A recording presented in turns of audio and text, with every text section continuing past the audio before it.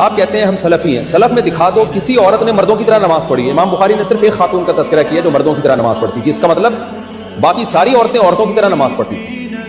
تو آپ دکھا دیں سلف میں کہ عورتیں مردوں کی طرح نماز پڑھتی تھی، ایسا نہیں ہے بالکل۔ سلف میں صرف امام بخاری نے ایک خاتون کا وہ پیش کیا ہے کہ جو مردوں کی طرح، وہ ہائی لائٹ اسی لیے کیا کہ جو چیز جو تفرد ہوتا ہے نا وہ نمایاں ہو جاتا ہے۔ اچھا، انہوں نے جو یہ نقطہ اٹھایا کہ امام بخاری نے صرف ایک کا ذکر کیا ہے، اس کا مطلب یہ ہے کہ باقی لوگ ایسا نہیں کرتی تھیں، یعنی ایک کا ذکر کیا باقی ایسا نہیں کرتی تھی۔ بھائی یہ آپ تب کہہ سکتے تھے نا کہ جب باقی خواتین سے اس کے برخلاف ملتا، باقی خواتین کا طریقہ صراحتاً کہیں ملتا، کہیں مینشن ہوتا، جیسے یہ تابعیاں ہیں، اگر باقی تابعیات ایسا نہیں کرتی، یہ تو پہلی بات تو یہ تابعیاں یعنی کوئی صحابیہ نہیں ہے، اس لیے اگر آپ کی بات تھوڑی دیر کے لیے مان بھی لیں تو یہ تابعیات کے بارے میں ہوگا، صحابیات کے بارے میں نہیں ہوگا۔ لیکن چلو تابعیات کے بارے میں بھی یہ بات تب مانی جاتی جب ایک کو چھوڑ کر باقی تمام تابعیات کے بارے میں یہ صراحت ملتی کہ وہ جو ہے الگ طریقے سے بیٹھتی تھی نماز میں۔ لیکن جب ایسی کوئی صراحت نہیں ملتی ہے دیگر تابعیات کے بارے میں اور کسی ایک تابعی کے بارے میں کوئی ذکر آ گیا تو اس کا مطلب یہ کہ وہی تمام کا طریقہ تھا۔ آپ باقی تمام تابعیات کو اس کے برخلاف آپ نہیں کہہ سکتے، بلکہ کیونکہ اس کے برخلاف ثبوت نہیں ملتا ہے۔ ورنہ اس طرح سے اگر کہا جائے تو دیکھیں ایسے بہت سارے معاملات ہیں، جیسے نماز میں مان لیجئے رفع الیدین کا مسئلہ ہے، نماز جنازہ میں رفع الیدین کا مسئلہ ہے۔ یہ حنفی حضرات نماز جنازہ میں ساری تکبیرات میں رفع الیدین کرتے ہیں۔ ساری تکبیرات میں رفع الیدین کا عمل صرف اور صرف ایک صحابی سے ملتا ہے، عبداللہ بن عمر رضی اللہ تعالیٰ عنہ سے، موقوفاً، مرفوعاً نہیں، موقوفاً۔ یہ تو تابعہ کی بات کرتے ہیں، میں صحابی کی بات کر رہا ہوں، سیدھا ڈائریکٹ صحابی کی بات۔ صحابہ میں صرف اور صرف عبداللہ بن عمر رضی اللہ تعالیٰ عنہ سے ملتا ہے کہ وہ تمام تکبیرات جنازہ میں رفع الیدین کرتے تھے، باقی کسی صحابی سے نہیں ملتا ہے۔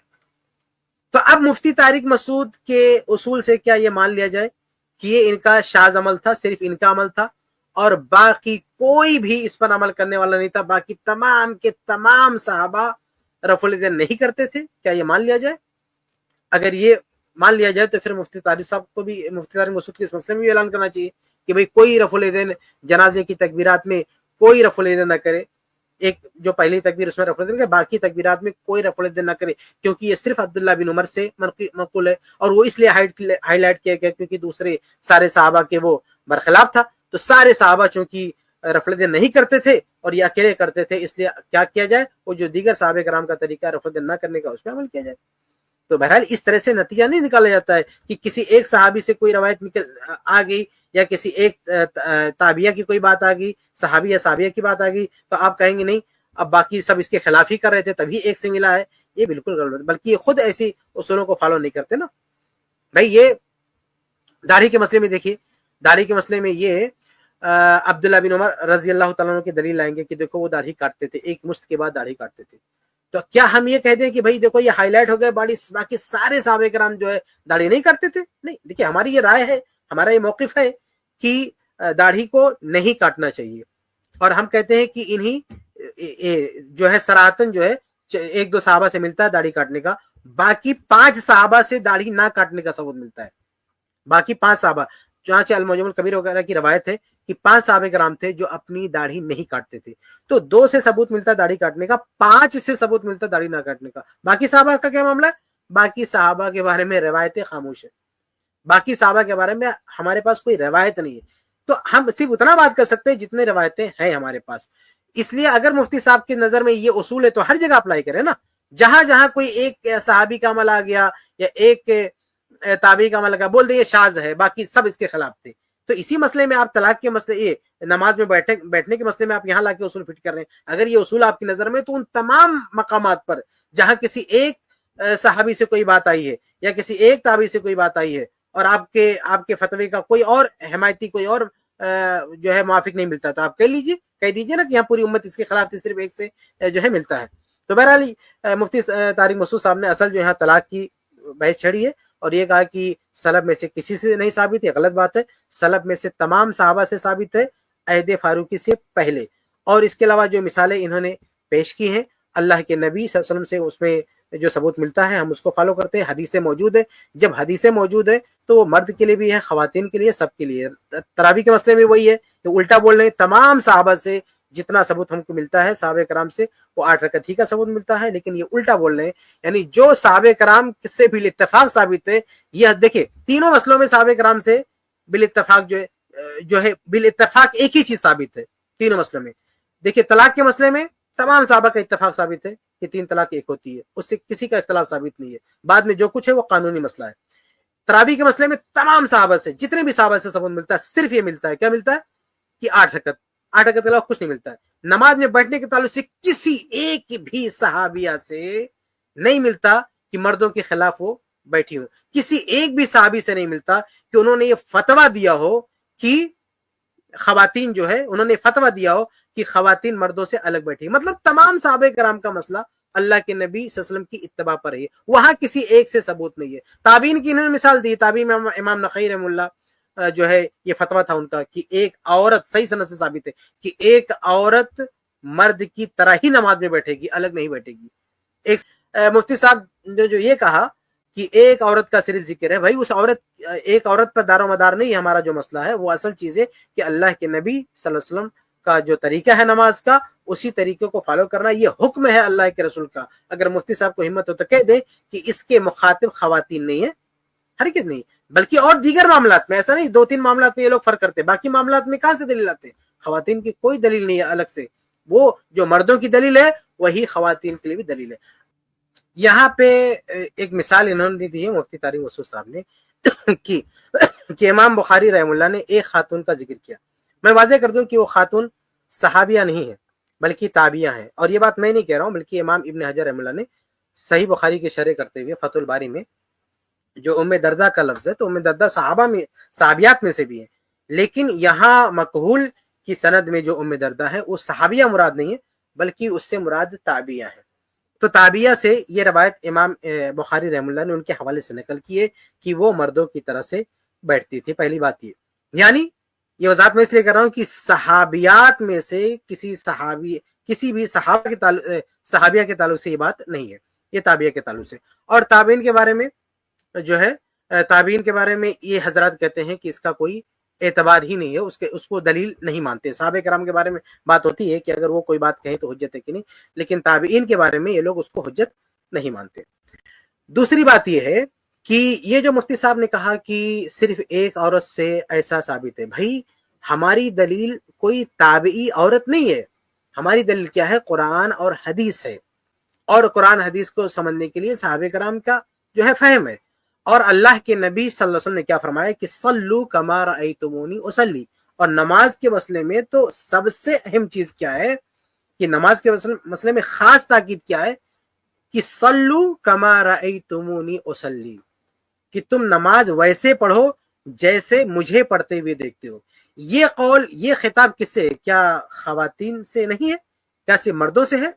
کہ جب اللہ کے نبی صلی اللہ علیہ وسلم فرما رہے ہیں کہ صلو کما رأیتمونی اصلی، نماز ویسے پڑھو جیسے میں پڑھتا ہوں، تو یہ سب سے فرما رہے ہیں، چاہے کوئی مرد ہو چاہے کوئی عورت ہو.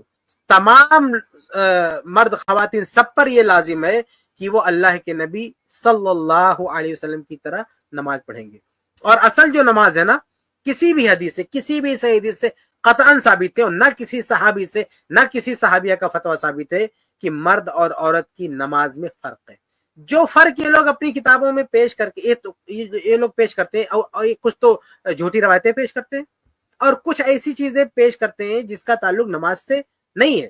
جیسے کپڑے وغیرہ کا مسئلہ ہے، تو کپڑے وغیرہ کا مسئلہ اصل نماز سے نہیں ہے. بھائی عورت کا کپڑا الگ ہے، مرد کا کپڑا الگ ہے، تو وہ چیز کا تعلق اصل نماز نہیں. اصل جو نماز ہے اس میں مرد عورت میں کوئی تفریق نہیں ہے، یہ ثابت نہیں ہے. اچھا، ہم جو یہ کہتے ہیں نا کہ مرد عورت کی نماز میں کوئی فرق نہیں ہے، ایسا نہیں ہے کہ ہم نے ایسی کوئی ضد بنا کے رکھی ہے. اگر واقعتاً حدیث میں ثبوت ملتا، کسی بھی حدیث میں ملتا، بلکہ آج بھی یہ لوگ کسی حدیث سے ثبوت دے دیں کہ کسی روایت سے ثابت ہوتا ہے کہ اس مسئلے میں خواتین الگ طرح سے نماز پڑھیں گے، ہم اس کو مان لیں گے.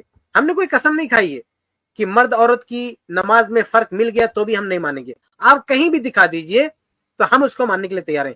لیکن حقیقت میں کسی بھی صحیح روایت میں ایسا کوئی ثبوت موجود نہیں ہے کہ مرد اور عورت کی نماز میں فرق ہے، اس لیے عورتیں بھی پابند ہیں اسی طریقے کی جو طریقہ نبی سے منقول ہے، بلکہ ان کی ایک کتاب ہے اس میں باقاعدہ ان لوگوں نے لکھ رکھا ہے کہ مرد اور عورت کی نماز میں جو ہے عورتیں بھی مردوں کی طرح نماز پڑھیں گی۔ ایک کتاب ہے البحر الرائق، فقہ حنفی کی کتاب ہے، جلد 1 صفحہ نمبر 45، اس میں لکھا فإن من المعلوم أن كل حكم ثبت للرجال ثبت للنساء لأنهن شقائق الرجال۔ یہ نماز کے مسئلے میں، نماز کے سیاق میں یہ لوگ کہہ رہے ہیں کہ ہر وہ حکم جو مردوں کے لیے ثابت ہو گیا وہی عورتوں کے لیے بھی ثابت مانا جائے گا، کیونکہ عورتیں یہ مردوں کی بہنیں ہیں۔ تو انہوں نے فقہ حنفی میں خود یہ اصولی بات لکھ رکھی ہے کہ جو مرد کے لیے ثابت ہے وہی عورت کے لیے بھی ثابت ہے۔ آگے انہوں نے لکھا ہے، دیکھیے آگے انہوں نے لکھا، میں پڑھ دوں، نہیں کہیں گے تھوڑا سا چھوڑ دیا۔ آگے ہے کہ الا ما نص علیہ، سوائے اس کے جس کی الگ سے تنصیص آ جائے، یعنی الگ سے جس کا ذکر آ جائے، تو الگ سے اگر دلیل میں آ جائے الگ سے تو اس کو ہم بھی مان لیں گے، لیکن ایسا کچھ موجود نہیں ہے، ایسا کسی روایت میں ہے ہی نہیں۔ اور آگے دیکھیے یہ حکمت بھی بیان کرتے ہیں کہ عورتوں کے معاملات، اس میں مفتی صاحب نے ایک بات کہی ہے، اس کا بھی جواب آ جاتا ہے۔ مفتی صاحب نے کہا نا کہ بھئی عورتوں، باقی عورتوں کے بارے میں کیوں نقل نہیں کیا، تو یہ کہتے ہیں، آگے کہتے ہیں کہ الاصل فی النساء اللہ یذکرنا، کہتے ہیں خواتین کے بارے میں اصل یہ ہے کہ ان کا تذکرہ نہ کیا جائے۔